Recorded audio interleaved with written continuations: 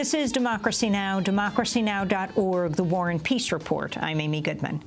In this holiday special, we begin with the words of Frederick Douglass. Born into slavery around 1818, Douglass became a key leader of the abolitionist movement. On July 5, 1852, in Rochester, New York, he gave one of his most famous speeches, The Meaning of July 4th for the Negro. He was addressing the Rochester Ladies Anti-Slavery Society. This is James Earl Jones reading the historic address during a performance of Howard Zinn's Voices of a People's History of the United States. He was introduced by Howard Zinn. Frederick Douglass, once a slave, became a brilliant and powerful leader of the anti-slavery movement. In 1852, he was asked to speak in celebration of the 4th of July. Fellow citizens, pardon me and allow me to ask, why am I called upon to speak here today? What have I, or those I represent, to do with your national independence? Are the great principles of political freedom and of natural justice embodied in that Declaration of Independence extended to us?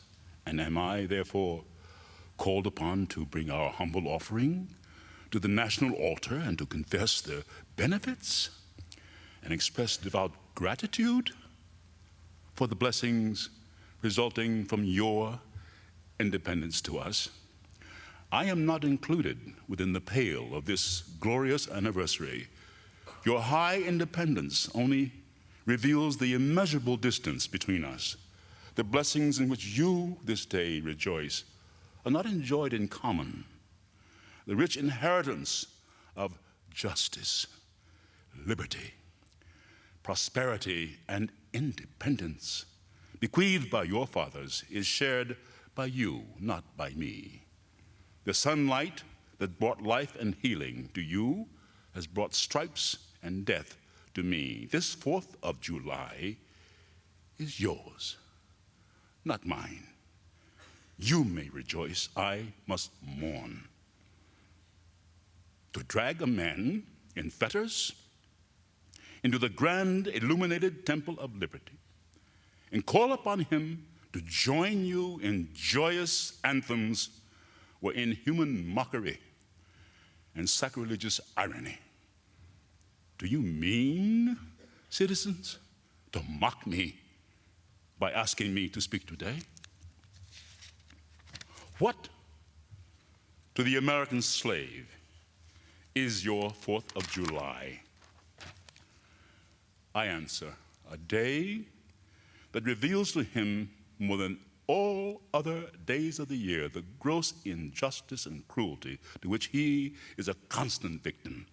To him, your celebration is a sham.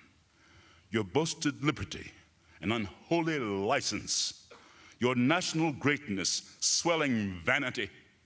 Your sounds of rejoicing are empty and heartless. Your denunciation of tyrants, brass-fronted impudence. Your shouts of liberty and equality, hollow mockery. Your prayers and hymns, your sermons and thanksgivings, with all your religious parade and solemnity, are to him mere bombast, fraud, deception, impiety, and hypocrisy, a thin veil to cover up crimes that would disgrace a nation of savages. There's not a nation of the earth guilty of practices more shocking and bloody than are the people of these United States at this very hour. At a time like this, scorching irony, not convincing argument, is needed. Oh, had I the ability and could reach the nation's ear, I would today pour forth a fiery stream of biting ridicule, blasting reproach, withering sarcasm, and stern rebuke. For it is not light that is needed, but fire. It is not the gentle shower, but thunder. We need the storm. the whirlwind, the earthquake. The feeling of the nation must be quickened. The conscience of the nation must be roused. The propriety of the nation must be startled. The hypocrisy of the nation must be exposed, and the crimes against God and man must be proclaimed and denounced.